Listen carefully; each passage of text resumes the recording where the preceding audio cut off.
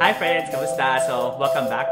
For today's video, we will be talking about two of the immigration pilot programs of Canada, which are the RNIP and the AIPP, or the Rural and Northern Immigration Pilot and the Atlantic Immigration Pilot Program. I will also share to you the differences and the comparison of these two programs, like their eligibility, requirements, processes, fees, and the required settlement funds. I also suggest to watch till the end of the video because I will be giving you the best option, in my opinion, about what program is suitable for international students and workers like you. By the way, if you don't know me, my name is Jason Jim and I am making videos about international students, workers, and even residents here in Canada. So if you like my videos, don't forget to click a thumbs up, subscribe to my channel, and I also suggest to hit the notification bell so that you will be notified every time that I post a video. Are you ready? Let's begin. Alright, so as I have mentioned, I will be comparing about two of the immigration pilot programs here in Canada, which are the AIPP, or the Atlantic Immigration Pilot Program, and the RNIP, or the Rural and Northern Immigration Pilot. So what are these pilot programs? So AIPP is an employer-driven pathway to permanent residency. So it means to say that the employer must be designated by the provincial government of the Atlantic provinces where the candidates or the applicants will be working. So of course there are eligibilities and requirements for both employer and employee. So once they have complied all of the documents and requirements, that is the time that the applicant can apply for permanent residence. On the other hand, RNIP is a community-driven pathway to residence. So it means to say that once you have found a job offer from one of the participating communities, the community should recommend you before applying for permanent residency. Alright, so the next is, what are the participating locations of these pilot programs? For the AIPP, the Atlantic provinces are the Newfoundland and Labrador, Nova Scotia, New Brunswick, and Prince Edward Islands. And for RNIP, the participating communities are North Bay, Ontario, Sudbury, Ontario, Timmins, Ontario, Sault Ste. Marie, Ontario, Thunder Bay, Ontario, Brandon, Manitoba, Altona and Rhineland, Manitoba, Moose Jaw, Saskatchewan, Claresholm, Alberta, Vernon in British Columbia, and West Kootenay in British Columbia, including Trail, Castlegar, Rossland, and Nelson. So those are the participating locations that you need to focus on if you are planning to apply for these two programs. Okay, so the next thing that you need to know, are there any underlying programs on these immigration pilots? So for AIPP, there are three underlying programs, which are the Atlantic Intermediate Skilled Program, Atlantic High Skilled Program, and the Atlantic International Graduate Program. And for RNIP, unfortunately, they don't have any underlying program, but foreign workers and aspiring international students are also welcome to apply on this pilot immigration program. Alright, so for the next details, I will be including the comparisons from the AIPP three underlying programs and also the RNIP. And now let's talk about their job offers. For the three programs of AIPP, the job offer must be full-time and non-seasonal, same as the RNIP, which is also a full-time job offer and non-seasonal. But for Atlantic Intermediate Skilled Program, the job offer should be indeterminate or it doesn't have an end date and permanent. While for the Atlantic High Skilled Program and Atlantic International Graduate Program, the job offer should be at least 1 year contract. On the other hand, for the RNIP, the job offer is also indeterminate and permanent. For the intermediate skilled and high skilled, their work experience must be at least 1 year or it has 1,560 worked and paid hours.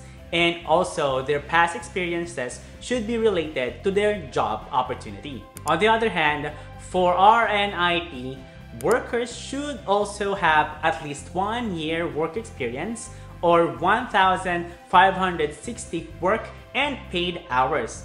Their work experiences as well should be related to their job offer. So let's now go to the NOC skill level or the National Occupation Category skill level. For intermediate skilled and international graduate, their NOC should be 0, A, B, and C.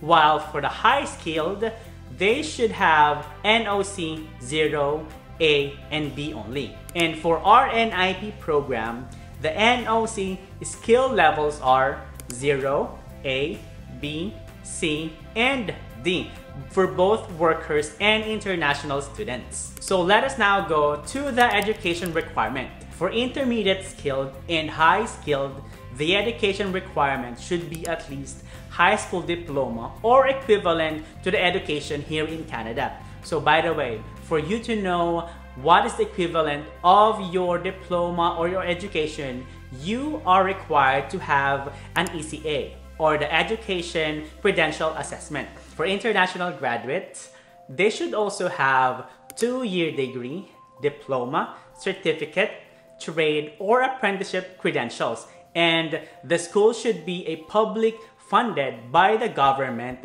of the Atlantic provinces that I mentioned earlier. While for RNIP, workers' educational requirement should be at least a high school diploma or equivalent education here in Canada, post-secondary certificate, diploma, or degree as well. So you should also have ECA. And for international students who will be applying for RNIP, they should have post-secondary program of at least 2 years or longer or master's degree or higher. The next one is the language requirements. So for the language requirement, applicant can provide English or French examination. For English, it can be CELTIP or the IELTS. While for French, it should be TF Canada or TCF Canada. So for the AIPP, under the 3 underlying programs, the language test or examination is required at least CLB 4. But for the RNIP, it will depend on the job offer that you will be applying.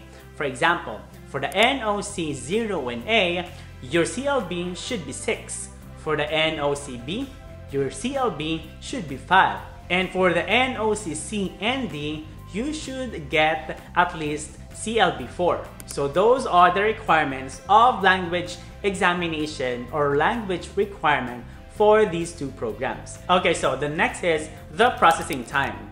For the AIPP, for the 3 underlying programs, the processing time of the application will take 6 months. On the other hand, for the RNIP, according to the IRCC, once the community already recommended you, you need to wait for their response. But if you didn't receive any response for 6 weeks, it means to say your application was not considered.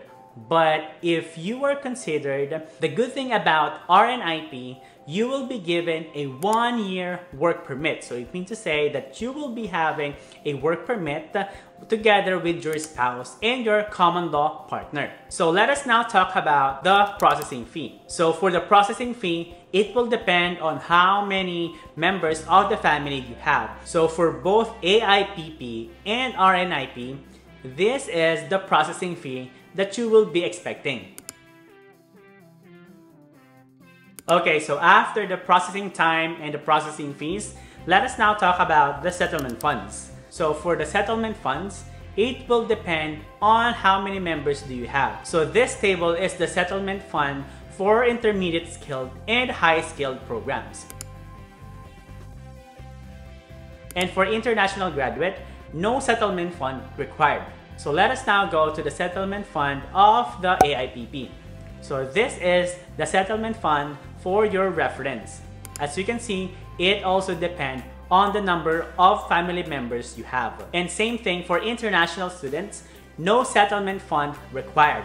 And please take note that as per IRCC, if the applicant has been living and working in Canada under a valid work permit, they are not required to provide evidence of funds. So these are the people who have the temporary work permit, and also for those who have postgraduate work permit. So they don't need to provide settlement funds. Okay, so the last thing that you need to know about these programs is the pilot program years. So for the AIPP, this pilot program was launched originally back in 2017. It was just until 2019.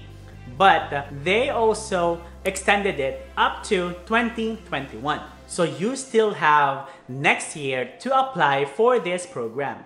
On the other hand, for the RNIP, this was launched last 2019 and it is a 5-year pilot program. So it will end on 2024. Okay, so before I recommend and share the best pilot program between these two, I just want to share the list of schools, colleges, and universities for those who are planning to apply for Canada Study Permit. So the schools are also designated learning institutions and offer post-graduation work permit, including their tuition fees. And they are...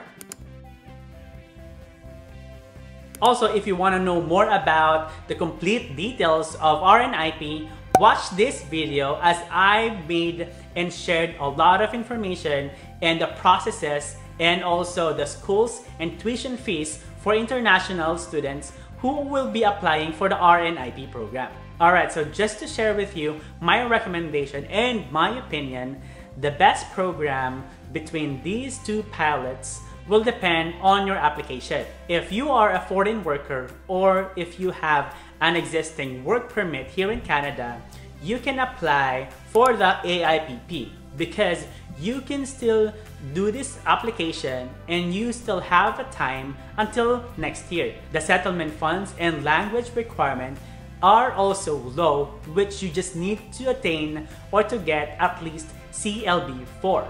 On the other hand, if you are aspiring international students, I suggest to focus on the participating communities of the RNIP. Because as you know, as I have mentioned, you need to have at least 2 years or longer that you studied here in Canada for you to be eligible for this program.